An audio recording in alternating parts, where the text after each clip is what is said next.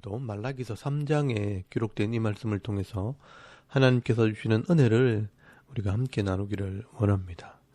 여러분, 말라기서 3장 말씀에는 이 메시아에 대한 예언과 예배를 멸시하는 이 백성들에 대한 책망의 말씀이 기록이 되어 있습니다. 지금 이 이스라엘 백성들이 예배를 멸시하고 하나님의 말씀을 순종하지도 않고 더 이상 이 하나님의 말씀을 들으려고도 하지 않기 때문에 이제 언약의 사자 이 메시아를 통해 다시 이 예배를 회복할 것을 말씀을 하게 됩니다. 결국 이 말라기서의 가장 중심이 되는 말씀은 이스라엘 백성들이 이 하나님께서 주신 이 제사 제도를 무너뜨렸다는 것입니다. 다시 말해서 바른 예배를 드리지 않는다는 것입니다. 그러니 더 이상 이 거룩한 백성이 될 수가 없게 된 것입니다. 그래서 여러분, 말라기서 3장 1절 말씀에 보시면 만군의 여호와가 이르노라, 보라 내가 내 사자를 보내리니 그가 내 앞에서 길을 준비할 것이요 또 너희가 구하는 바 주가 갑자기 그의 성전에 임하시리니 곧 너희가 사모하는 바 언약의 사자가 임하실 것이라 라고 말씀을 합니다. 여러분, 여기 언약의 사자라는 것은 새로운 언약의 종이기 때문에 새로운 언약, 신약을 통해 하나님 나라를 보여줄 이 예수 그리스도를 말씀하는 것입니다. 여러분, 2절 말씀에 보시면요, 그는 금을 연단하는 자의 불과 표백하는 자의 잿물과 같을 것이라 라고 말씀을 합니다. 이 메시아가 오시면요, 금을 단련하는 불같이 또 이 더러운 것을 표백하는 잿물처럼 불순물과 더러운 것을 씻어내는 일을 한다는 것입니다. 다시 말해서 이 죄를 씻으러 온다는 것입니다. 여러분, 예수님은요, 자기 백성들을 씻기고 단련함으로 새로운 일꾼을 세우기 위해 오시는 것입니다. 여러분, 3절 말씀에 보시면 그가 언을 연단하여 깨끗하게 하는 자같이 앉아서 레위 자손을 깨끗하게 하되 금은같이 그들을 연단하리니 그들이 공의로운 제물을 나 여호와께 바칠 것이라 라고 말씀을 합니다. 여러분, 여기 레위 자손은 이 성소에서 예배를 인도하고 섬기는 이 제사장들과 레위인들을 말하는 것입니다. 그러니 이 레위인들을 연단해서 다시 제물을 바치게 한다는 것은 예수님께서 이 예배를 회복하러 이 땅에 오신다는 것을 말씀하는 것입니다. 그리고 예수님께서 대제사장이 되시고 예수님께서 제물이 되심으로 자기 백성들을 구원하시고 또 이 죄인들을 심판하러 오신다는 것을 선포하게 됩니다. 여러분, 5절 말씀에 보시면요, 내가 심판하러 너희에게 임할 것이라. 점치는 자에게와 간음하는 자에게와 거짓 맹세하는 자에게와 품꾼의 싹새 대하여 억울하게 하며 과부와 고아를 압제하며 나그네를 억울하게 하며 나를 경외하지 아니하는 자들에게 속히 정언하리라 라고 말씀을 합니다. 여러분, 예수님께서는요, 이 예배를 회복함으로 자기 백성들을 구원하시지만 결국 끝까지 이 예배를 회복하지 못한 이 죄인들은 결국 심판하시게 될 것을 말씀하는 것입니다. 여러분, 이 하나님의 말씀은요, 변하지 않습니다. 하나님이 변하지 않기 때문에 이 말씀도 변하지 않고 반드시 이루어진다고 말씀을 합니다. 여러분, 6절 말씀에 보시면요, 나 여호와는 변하지 아니하나니 그러므로 야곱의 자손들아 너희가 소멸되지 아니하느니라 라고 말씀을 합니다. 그러므로 여러분, 이 마지막 시대 이 하나님의 말씀을 알아듣고 예수를 믿는 자들은 이 하나님의 심판에 이르지 않는 것입니다. 이 불신자들에게는 심판이 임하겠지만 이 믿고 순종하는 자들에게는 영생의 복을 주시는 것입니다. 여러분, 이렇게 이 구약의 이스라엘 백성들이 이 제사 제도를 무너뜨리고 하나님의 율법을 버렸기 때문에 이제 신약 시대 이방인들을 통한 이 예배의 회복과 구원의 역사가 있게 될 것을 이 말라기 선지자를 통해서 예언하고 있는 것입니다. 여러분, 이것이 이 죄인들을 구원하시는 하나님의 구원의 계획입니다. 나중에 이 신약 성경을 읽어보시면 이것을 더 분명하게 깨닫게 될 것입니다. 그리고 여러분, 7절 말씀부터는 이 제사 제도를 무너뜨린 이스라엘 백성들의 이 죄를 지적을 합니다. 여러분, 7절 말씀에 보시면 만군의 여호와가 이르노라, 너희 조상들의 날로부터 너희가 나의 규례를 떠나 지키지 아니하였도다. 그런즉 내게로 돌아오라. 그리하면 나도 너희에게 돌아가리라 하였더니 너희가 이르기를 우리가 어떻게 하여야 돌아가리까 하는도다 라고 말씀을 합니다.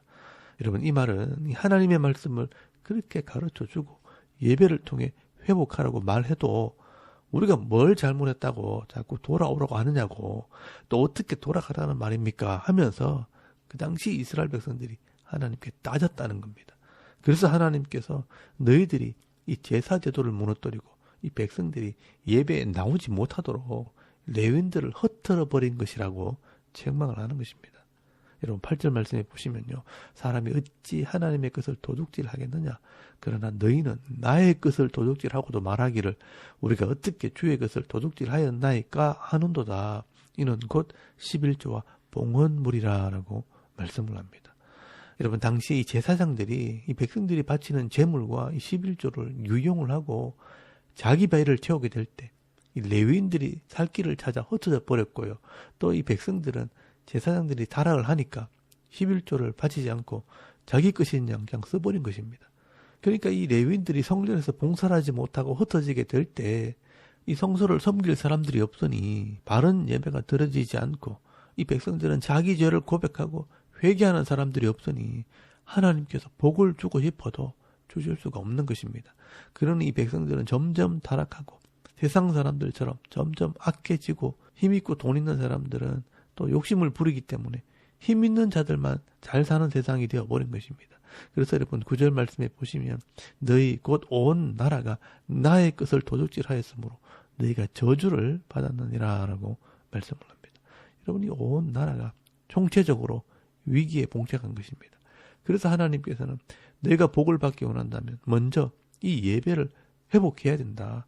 성전에 나와 자신의 죄를 회개해야 된다라고 말씀하는 것입니다. 여러분 이 예배에 대한 얘기를 당시에 이스라엘 사람들이 이해할 수 있는 방법으로 설명을 하게 되는데 그게 뭐냐 하면 레위인들의 몫인 이 11조를 하나님의 창고에 들여서 나의 집에 양식이 있게 하라라고 말씀을 하게 되는 것입니다. 여러분 이것은 이 구약의 율법의 내용을 알아야 이해가 되어지는 말씀입니다. 그러므로 이 11조를 하나님께 드리라는 말은 이 레위인들이 성소를 섬길 수 있도록 해주어야 된다. 예배를 회복해야 된다라는 말씀을 하고 있는 것입니다.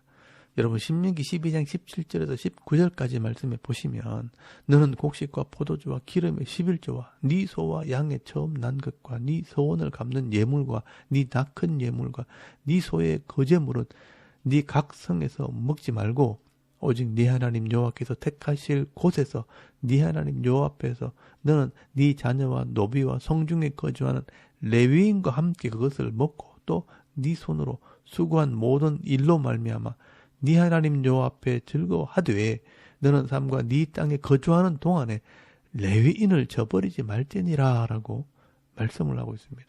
그리고 여러분 민수기 3장 12절 말씀에 보시면 이 레위인들은 내 것이라 라고 말씀을 합니다. 여러분 이 레위인들은 출애굽할 때 이 살려준 장자의 값으로 사서 성막에 봉사하게 하려고 구별한 사람들입니다. 그래서 이 레위인들은 하나님의 것이라고 말씀을 하는 것입니다. 그러므로 이 레위인들에게 주는 이 11조를 가져가는 것은 하나님의 것을 가져가는 것이 되는 것입니다. 그래서 하나님께서는 늘 이 레위인들을 저버리지 말라라고 말씀을 하시는 겁니다. 이 레위인들이 있어야 성전에서 봉사를 할 수 있고 이 성전에서 예배가 진행되어야 너희가 죄사함을 받고 복을 받을 수 있게 된다는 것입니다. 여러분 이것은 하나님의 방법이기 때문에 세상 사람들은 절대로 받을 수 없는 그런 복입니다. 그래서 하나님께서 이것을 가지고 한번 시험해봐라. 말씀대로 되는지 한번 봐라 라고 말씀하시는 것입니다.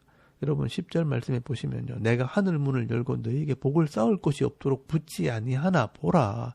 만군의 여호와가 이러노라. 내가 너희를 위하여 메뚜기를 검하여 너희 토지 소산을 먹어 없애지 못하게 하며 너희 밭에 포도나무 열매가 기한 전에 떨어지지 않게 하리니 너희 땅이 아름다워짐으로 모든 이방인들이 너희를 복되다 하리라 라고 말씀을 합니다. 여러분 이 제사 제도를 통해 속죄를 하게 되면 하나님께서 거룩한 백성들이 이 땅에서 복을 받을 수 있도록 은혜를 베풀어 주시는 것입니다. 그래서 이 세상 사람들이 볼 때 부러움의 대상이 되는 것입니다. 그래서 세상에 있는 이방인들이 너희는 복되다라는 말을 하게 된다는 것입니다. 여러분 이것을 대부분의 목사님들이요 11조를 해야 복을 주신다고 너무나 협소하게 그냥 해석을 하는 바람에 헌금을 많이 하면 복을 받는구나라고 이 성도들이 오해를 할 수 있는 것입니다. 여러분 우리가 예수 그리스도의 십자가를 믿고 회개함으로 이 영혼이 회복되고 이 땅에서 말씀대로 순종하는 삶을 살아갈 때 하나님께서 복을 주시는 것입니다. 이 헌금은 바른 예배를 드리고 말씀대로 순종한 사람들이 이 하나님께서 주신 이 기업의 복을 받았을 때 믿음으로 하나님께 드리는 예물입니다. 그런데 이 헌금을 잘하면 복을 받는다고 말하게 된다면 이건 잘못된 해석이 되는 것입니다. 이런 헌금에 대한 이 말씀은 신약의 말씀에 따로 기록이 되어 있습니다. 하나님께서 주신 것을 가지고 연보하고 헌금할 때 하나님께서 그 믿음을 보시고 그 필요한 것을 채워주신다라고 약속을 하고 있는 것입니다. 여러분 빌립보서 4장 18절에서 19절까지 말씀해 보시면 내게는 모든 것이 있고 또 풍족한지라 에바브로디도 편에 너희가 준 것을 받음으로 내가 풍족하니 이는 받으실 만한 향기로운 제물이요 하나님을 기쁘시게 한 것이라 나의 하나님이 그리스도 예수 안에서 영광 가운데 그 풍성한 대로 너희 모든 쓸 것을 채우시리라 라고 말씀을 합니다.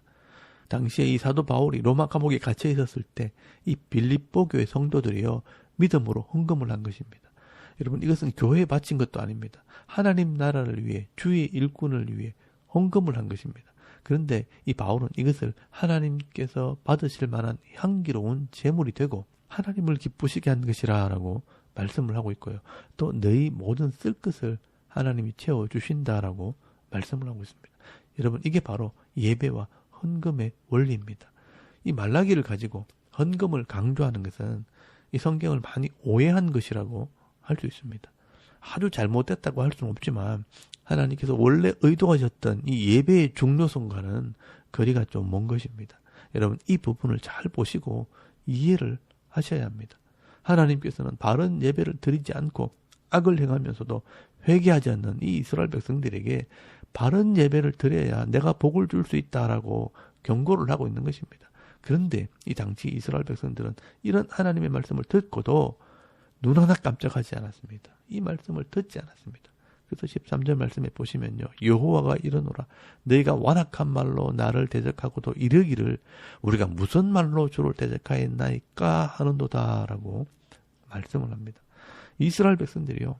무슨 말로 하나님을 대적했느냐. 여러분 14절에서 15절까지 말씀해 보시면 이는 너희가 말하기를 하나님을 섬기는 것이 이 예배하는 것이 헛되니 만군의 여호와 앞에서 그 명령을 지키며 슬프게 행하는 것이 이 회개하는 것이 무엇이 유익하리요.